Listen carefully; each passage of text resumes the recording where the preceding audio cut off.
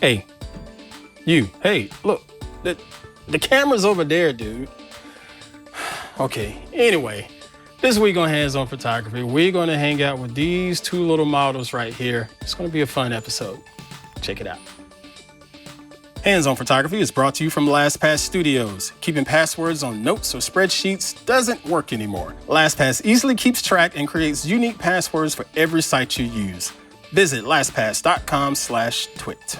This is TWiT. This episode of Hands On Photography is brought to you by Hover. Use a domain name that truly represents you and your passion. Visit hover.com/twit to get 10% off your first purchase of any domain extension for the entire first year.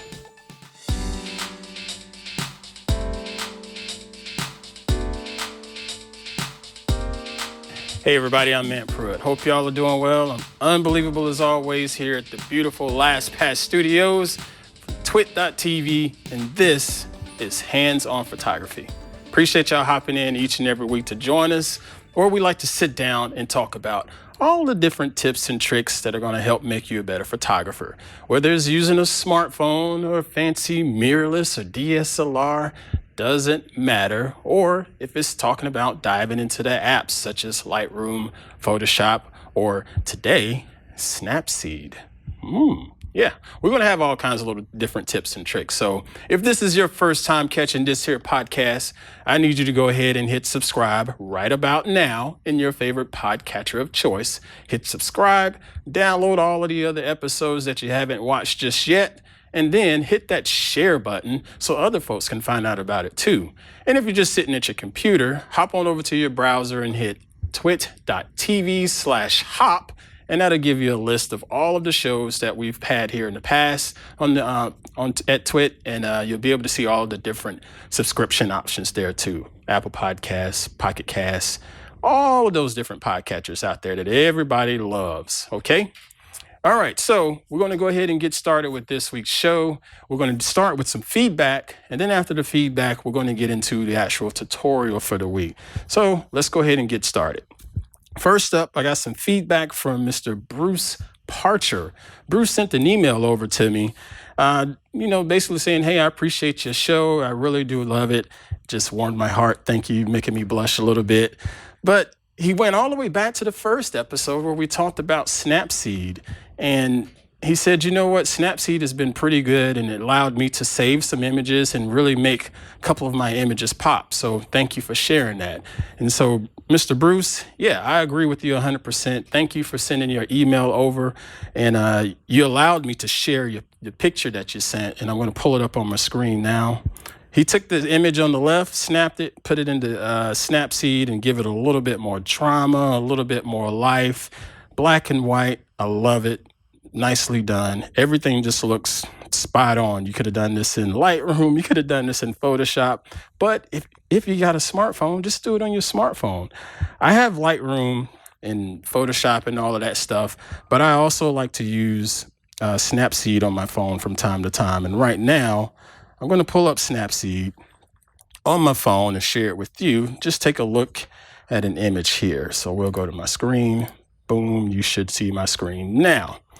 And the beauty of Snapseed is the interface is so easy to use. You just tap on tools at the bottom, and you got all of these different things that you can play around with and choose from. If you want to get into the basics, like what we've talked about in the previous episodes of Hop, just hit Tune Image. And you notice at the top, you have brightness. If you slide your finger, that changes the contrast, so on and so forth. Now, granted, this shot has already been through post-processing. This is a shot that I took not too long ago here at the northern coast of California. But let's just say I want to give it a little more shadow increase here. So we'll push that up like that with just my thumb. And then we'll just hit OK with the little check mark at the bottom. And if I want to add some more tools and say drama, we'll just click on that drama button, and you get a whole new effect at the click of a button. See? Lots of different tools already within this app. And if I like this particular filter and saying maybe it's just a bit too much, I can just change the strength of it like that.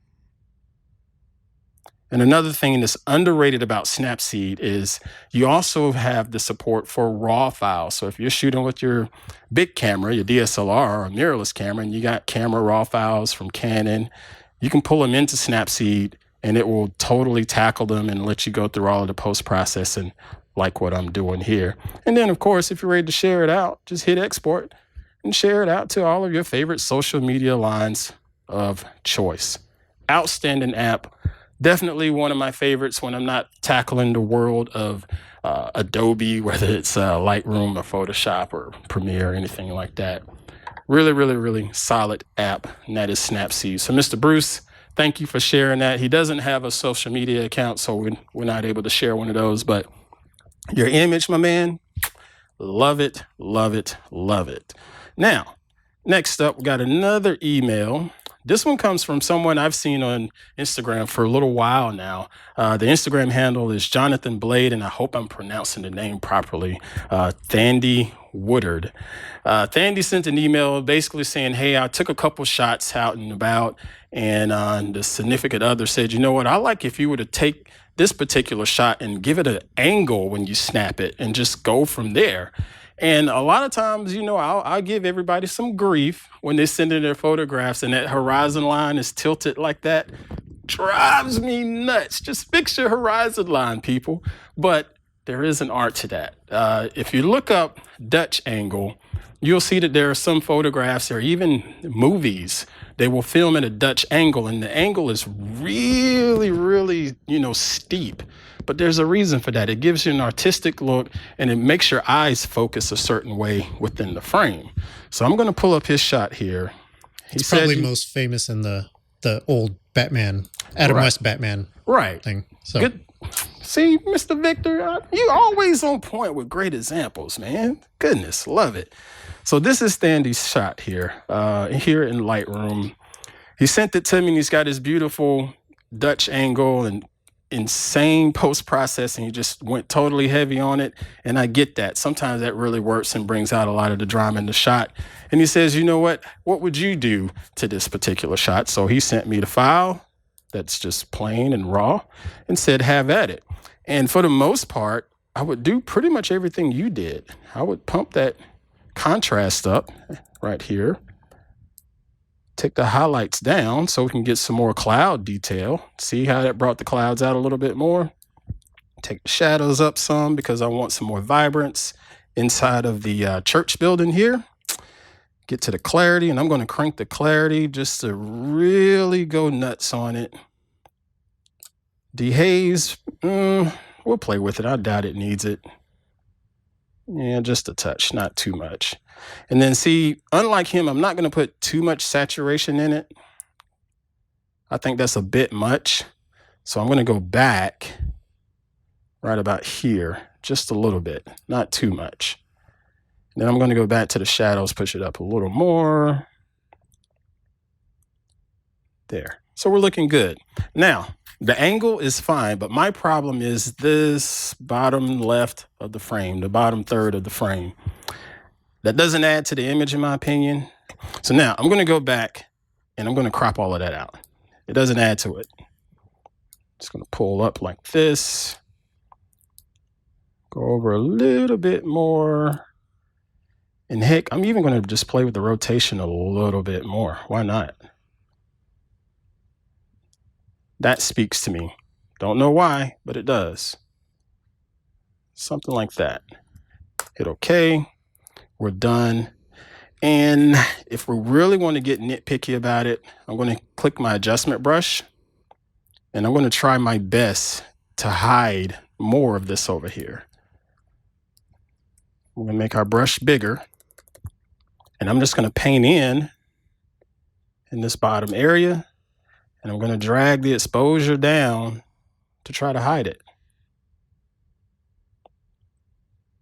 Something like that. I painted a little too much right here in this area, so I'll just hold down my Alt key and erase to bring some of that back. But yeah, Mr. Woodard, for the most part, I would have done exactly what you did with this image from a dramatic standpoint. Now, I could spend a lot more time on this. The first thing that comes to my mind is getting rid of these power lines. I would keep the actual poles, the power line poles, but the power lines themselves are a bit distracting to me, and I don't think they will necessarily add anything. So I'm going to pull this brush size down, and I'm just going to brush it away like that. But of course, you want to do this in Photoshop because Photoshop's tools are way better. See? Yeah, see, poor Photoshop's just not getting it. I mean, Lightroom's just not going to cut it. We really need to do this inside of Photoshop. But you get the drift, folks. Take that, ride with that Dutch angle. Have some fun with it. It's just another way of warping the perspective. And if you look at how the angle is set, when you first watch this image, your eyes are going to go over here to the right. And then you just sort of working your way up the angle like so. The power lines can help with that, but I don't think it does this time. I think they're just sort of in the way. But as I'm looking at this image, the first spot my eyes went to was right about here. And then I just sort of worked my way up. That's just how I viewed the image. How are you viewing this image? Leave me a comment and let me know how your eyes caught this particular image. So Mr. Thandie, thank you again for this. You can follow him on Instagram at Jonathan Blade. We'll put a link to his Instagram page in the show notes this week here on Hop. And as you can see it right now on the screen, he's out there just having a little fun with some graphics and family shots and just an all-around cool cat. Thank you again, my man. Okay, lastly, bit of feedback. So let me hop back over here to the other images. This is another email, and it came from Juan Barrera. Probably screwed up that last name, but he already told me it is okay. All right, so he took some shots, as mentioned in this email. He took a bunch of them at Hamilton Pools, is what he says. And he was just trying to figure out how could he make these things look a little bit better. And, you know, if I had any particular tips as far as post-processing goes. And I'm going to go ahead and tell you folks firsthand, these shots are some amazing scenes. So let's go ahead and take a look at these. And here we are inside of Lightroom. Now, there's 6 different images right here. Okay, well, I'll just say 6 different files. All right. So let's go ahead and hop in and take a look at the first one. And then we'll click on the second one. Next, next, next, next. All right, so that was 6 different files. Did you notice any difference between these? Not really. You know, these 2 images here are so close to one another. This one, likewise the same. The lighting may have changed just a touch.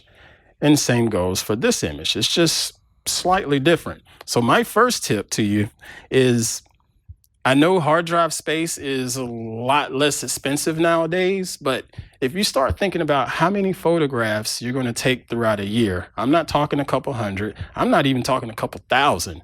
I'm talking several thousand images that are going to stack up on your computer somewhere, and it's going to take up a lot of space. When you have scenarios like this is why I use Lightroom, because it's going to let me go in and say, you know what? This picture is very similar to that one. I don't need it. Get rid of it. I'll just go in here on the screen. What I like to do is use a color system, and there's a shortcut for that. If I hit 6 on my keyboard, it says set the label to red. Okay. If I hit, say, 8 on the keyboard, it says set the label to green. All right, so for me and my workflow, I'm going to remove that because it's going to confuse me later. For my workflow, when I'm working inside of Lightroom, I'll go through and cull my images down, because there are a lot of times you're going to get a lot of similar frames, especially if you're shooting action and something like that. If you're, say, like a skateboarder or something, and you got the high-speed burst mode going on your camera or your smartphone, you're going to get a bunch of frames that you're not even going to use. So I'll go through and just mark those red that I'm not going to use. And the ones that are potential keepers, I'll mark them with the 7s, which is yellow in this case. And then after I'm done, I go back to Lightroom in my library here, and it has this nice little filtering system at the top and I'll say metadata, and I'll tell it, give me everything that's red. And it'll pull up red, and then I'll just say, all right, be gone. And that's it. And if you got hundreds of those, it knocks them all out within a few seconds for you. And it can really speed you up to figure out what you need to have for your project or just for your collection or whatever. And it's going to save you space on those hard drives. And again, this space is not as expensive as it used to be, but I just don't see the point in just sitting around on images that I'm never going to use and never going to look at again. Just let them go, folks. Let them go. All right. So that was my first tip on that. So let me get back to this here. Turn that off. Image wise and post-processing wise, this one really got my attention because of the waterfall. Unfortunately, he has a hotspot right here at the very top of the image, and that's just the blown out highlights. So let's go ahead and fix that. Now, if you look back at previous episodes, heck, you can look back at episode 17 where we talked about the graduated filter, and I believe we also mentioned it last week on 18. And there's the graduated filter right here at the top of this menu. So I'm going to click that, and I'm going to change it to highlights, and I'm just going to drag down on the screen. And we'll just make sure the highlights are pulled back, because this is what it would look like with the highlights already applied. So let's pull it back. And that's going to bring back a little more detail in the sky.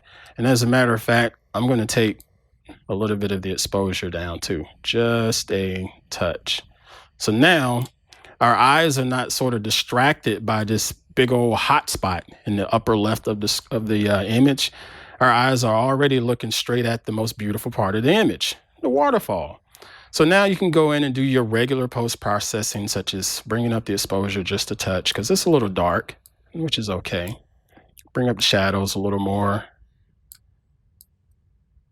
Give it a little more detail like that. There we go. Get real vibrant, like so. And then if you really want to get clever, use your adjustment brush or K on your keyboard, and let's play around with that waterfall. That waterfall is really crispy from a quality standpoint. So he shot at a pretty fast shutter. So that meant he slowed down. I mean, he was able to freeze the water's movement, the motion of the waterfall, just freeze it in time. So you see pretty much all of the drops of water coming down. And I don't like that. So I'm just going to soften it up and give it a little bit of a motion blur, so it's a little more dramatic. So we'll do soften skin. We'll take down the sharpness a little bit, take down the clarity a little bit, and then we'll just brush over it just to give it a little bit of a blur, like that. And remember, if you can't tell where you brushed, you can always click this little menu option, and it'll show you where you've been painting in, like that. Or just hit O on your keyboard as a shortcut. And I still think I can take even more sharpness down, more clarity, more texture, like that. And then I'll just bring up the exposure just a little bit, but not too much, because we still want it to look like water and not just a blob. Somewhere along those lines. And when I look back, I notice how this part up here at the top looks weird. It's because I didn't paint it. You see the difference? How this is sort of silky smooth versus the very top part of it is sort of jagged and has that really, really quick shutter speed applied. So let's fix that. I'm just going to shrink the brush down and brush it in, like so. There. Much better, right? Okay. All right. So that is my bit of feedback from Mr. Brodera. I hope I'm saying your name properly. I got it pretty close. How about Mr. Juan? There we go. That's your name, Mr. Juan. Thank you for sending your email over to us and sending all of those wonderful images. I hope this information helped you out. Again, if you got a bunch of images that's just duplicates, get rid of them. they're not doing you any good. Just get rid of them. If you don't want to use Lightroom as your way of managing your assets, there's other options out there. I don't know all of them off the top of my head, but there are other options out there, or you can just do it manually. But I find Lightroom to be quite useful. I make catalogs each and every month for the last several years now, and it makes it easy for me. If I need to go find an old image, say I'm looking for a shot that I took of the Clemson versus Boston College football game from 3 years ago. So I already know, go back from 3 years ago, and then I already know to start looking within the months of August, September, November. I have those catalogs already square. Then I have it tagged, so I walk in there and look it up by key tag, and boom, I have all my shots. So figure out a way to help organize all of your different images. That's one way that I do it.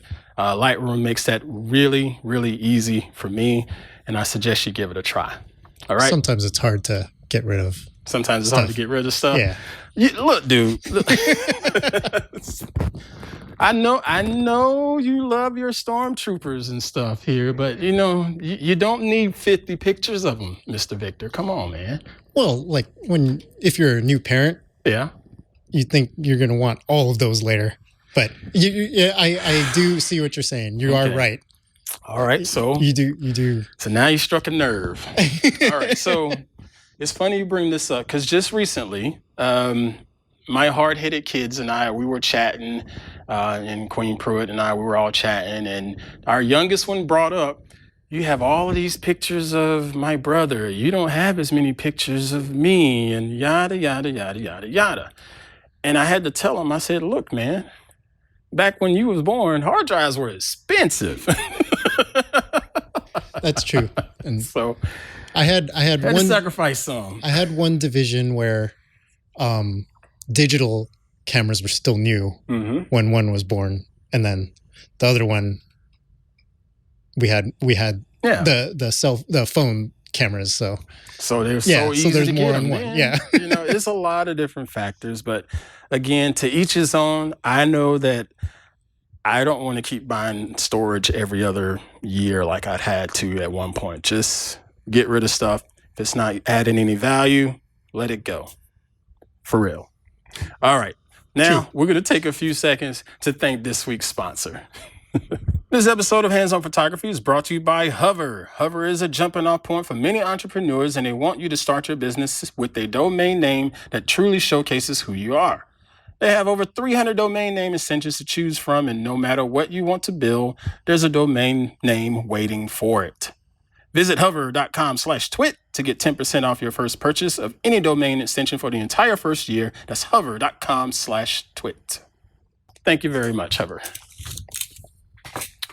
All right, so now we're going to go ahead and get started with this week's tutorial lesson, if you will. I know you guys have been watching the screen and just been staring at these awesome stormtroopers, and I get it. They are quite fascinating. But I brought them out here because Mr. Victor said, hey, I have something that we can use for this week's show. And what I want to do is just illustrate camera angles. We've talked about camera angles and we talked about lighting in the past. We talked more so about lighting in like episode 5, I believe, and how just moving the light around in your frame makes a difference in the subject. And when we started out the year, we started talking about headshots and how you frame up your model in the headshot with your camera is going to make a difference in the message that's presented. So now I want to focus more on what do you do with your camera. So we're going to plug up my little Pixel XL and fire it and show the camera there. But like, hey, actually, let me just go back. So if you look right now on the screen, we have our standard, radio corner here at TWiT Studios, wide angle shot. But if we switched over to this other camera right here, we get a whole different perspective. First off, it's tighter. Secondly, the main thing, it's lower. Now, for that camera being right there and I'm standing in a particular pose, because of that low angle and because of the way that it's pointing upwards and not straight, it presents a different message. It presents a different vibe, if you will. as we were setting up the set and setting up the camera, I'm looking at the monitors on the screen, and I'm looking at it and I'm thinking, man, I look massive. And that's the point of a low angle shot. If you think about looking at, say, a skyline or what have you, a lot of times those skyline images are out nice and wide. But then you have someone that says, you know what, I want to show the grandeur of a particular building. They don't take it wide. They get up close and personal, and then they shoot up just to show the size, just to show the strength, if you will. So you have to think about that when it comes to using low angle shots. Even this camera up here above me, it serves its purpose. Yes, it works to show good overhead stuff for doing tutorials, how to do this, how to do that. I should probably minimize that screen. There we go. Shows you, it'd be good for doing like tutorials and things like that. But sometimes an overhead shot, even showing a person's head, may be able to tell a story because you could see a certain angle of how they're looking or where they're looking and what their hands are doing, things like that.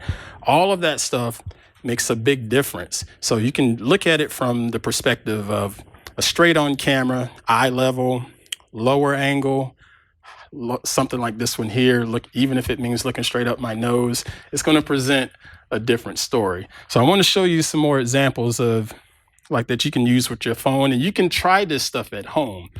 The reason for doing hands-on photography, folks, is just to give you the opportunity to take some real world experience and just do it all in the comfort of your home or the comfort of your backyard. I've said it before, if you have a coffee mug or a can of beer, I don't care what it is, put it on the counter, get your camera and take pictures of it.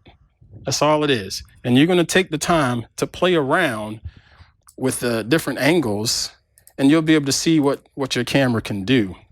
So now, for example, I have an audience member, and this stormtrooper is eyeballing that audience member right over there. Now, having the camera at this height, it gives a whole different perspective because of the bokeh in the background. It sort of blurs out. Or if I were to tap on her like this, it gives another feel, because now you can really think about the fact that, hey, this stormtrooper is eyeballing this subject over here and sort of wondering what it is. Now, contrast, let's look over here at this stormtrooper. He's got a gun, posed, all of that good stuff. I'm an Android guy, so I'm going to shoot down all of this old iOS stuff here. Okay. Yes, I said that on the air. But it doesn't have the same effect if I have a bad angle. So doing it like this is sort of goofy looking. You know what I'm saying? That's a top down showing that this stormtrooper is actually, aiming to shoot at the target or whatever. But down low, like that, you get a much better perspective.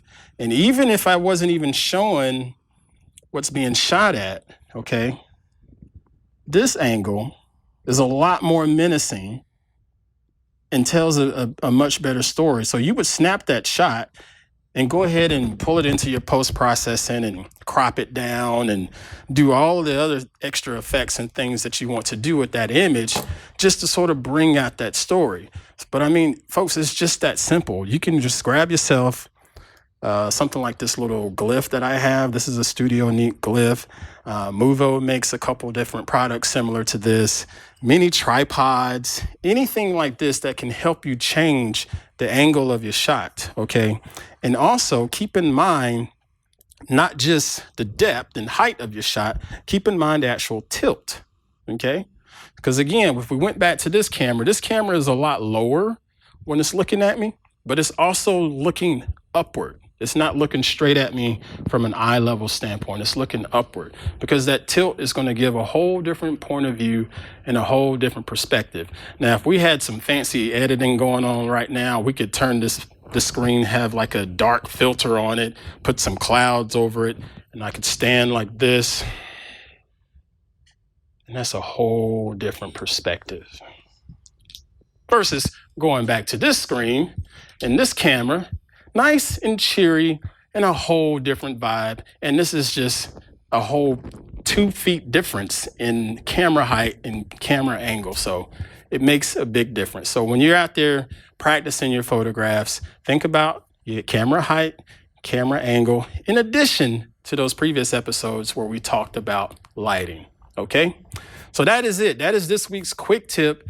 Take advantage of different camera angles, get out there and practice, go back and download the previous episodes of the show if you need a refresher. That's why they're out there, because sometimes we'll forget little things. So go ahead and hit download on those previous shows and get caught back up, and then report back to me.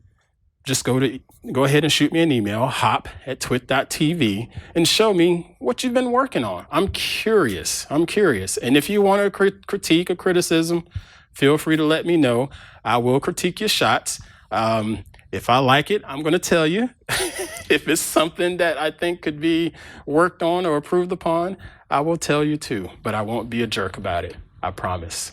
All right. How about our Dutch angle here in the studio? No, that's a fail. Turn that thing a little bit more. Come on, Mr. Victor. Find us each and every Thursday here at twit.tv in the Last Pass Studios. We get in here and start recording at about 2:30 a specific time, but that doesn't matter. It's going to hit your podcatcher later on today on Thursdays. So just go ahead and make sure you're subscribed at twit.tv/hop. And if you don't mind, feel free to leave us a comment if your podcatcher of choice has a rating and comment system, and let us know your thoughts on the show each and every week. And if you haven't joined our online forums, hop on over to twit.community and join the conversation with all of the other Twit Army members and talk about the different shows, whether it's Hands on Android, Hands on iOS, or Tech News Weekly, or just talking about the rain that might actually come here in Northern California because we haven't had rain in a long time, or whatever it is. We have a good time in that community, and it's a lot of fun, and it's a safe place to just sit back and chat and be yourself. All right, folks, that's going to do it for me this week. I look forward to hearing from you, and we'll catch you all next time here on Hands On Photography. Get on out there, create, and dominate. We'll see you.